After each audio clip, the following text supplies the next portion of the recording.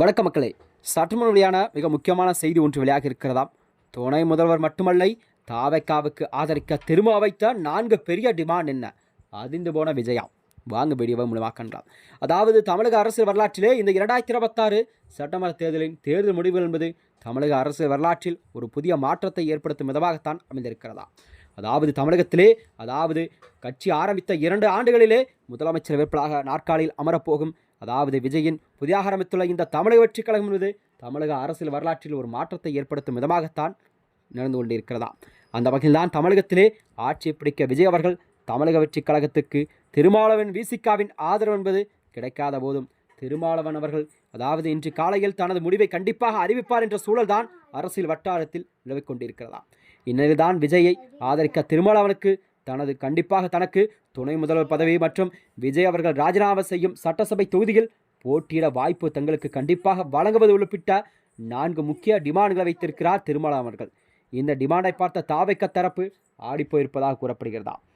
விஜயின் தமிழக வெற்றி கழகம் 108 தொகுதிகளில் வென்று தனிப்பெரும் கட்சியாக மாறியிருக்கிறது தமிழகத்தில். ஆனால் ஆட்சி அமைக்க தேவையான அந்த 118 என்ற மெஜாரிட்டியை கண்டிப்பாக தமிழகத்தில் விஜயில் காண்பித்த பிறகுதான் கண்டிப்பாக ஆளுநர் அவரை அழைப்பார் என்ற அரசியல் வட்டாரத்தில் நிலவக்கூடிய இந்த சூழல் உருவாகி இருக்கிறதா. அந்த வகையில்தான் காங்கிரஸ் கட்சி 5 எம்எல்ஏக்கள் மற்றும் மார்க்சிஸ்ட் கம்யூனிஸ்ட்கள் 2 எம்எல்ஏக்கள், இந்திய கம்யூனிஸ்ட் கட்சியின் 2 எம்எல்ஏக்கள் என்று மொத்தம் 9 பேர் ஆதரவு விஜய் அவர்களுக்கு தெரிவித்திருக்கிறார். இதன் மூலம் விஜய்க்கான பலம் என்பது 117 அதிகரித்துள்ளதாம். இன்னும் ஒரு எம்எல்ஏ மட்டும் ஆதரவு தேவையாக உள்ள நிலையில்தான் விஜய் அவர்கள் கேட்டுக்கொண்டதற்கு இணங்க விடுதலை சிறுத்தைகள் தலைவர் தொல் திருமாவளவன் அவர்கள் நேற்று மீட்டிங் வழியாக உயர்மட்ட அதிகாரியின் ஆலோசனை நடத்தியிருக்கிறார். இந்த கூட்டத்தில் எடுத்துக்கொண்ட முடிவுகள் இன்னும் வெளியாகவில்லை. இது பற்றி இன்று காலை கண்டிப்பாக ஒரு அறிவிப்பாக திருமாவளவன் கூறியுள்ளார். திருமாவளவன் வைத்திருக்கும் 2 எம்எல்ஏக்கு ஆதரவளித்தால் விஜயால் எளிதாக தமிழகத்தில் ஆட்சியை பிடிக்க முடியும் என்ற நிலை உருவாகியிருக்கிறது. ஆனால் ஆதரவு கிடைக்காவிட்டால் ஆட்சி பிடிப்பதில் மீண்டும் இழுபறி நிலவும். இதனால் திருமாவளவன் முடிவு என்பது கண்டிப்பாக தாவைக்கானவரை ஒரு மனநிலை உருவாக்கிறதா. இதற்கிடையில் தான் தற்பொழுது இன்னொரு முக்கிய தகவல் வெளியாகி இருக்கிறது. திமுக கூட்டணியில் இருக்கும் மார்க்சிஸ்ட் கம்யூனிஸ்ட் மற்றும் இந்திய கம்யூனிஸ்ட் கட்சிகள் எல்லாம் வெளியே இருந்துதான் தங்களுக்கு ஆதரவு கொடுப்பதாக தெரிவித்துள்ளது. அதே வேளையில் திருமாவளவன் தாவைக்கிடையே நடந்த பேச்சுவார்த்தையில் 4 முக்கிய டிமாண்டுகள்லாம் வைக்கப்பட்டிருக்கிறதா.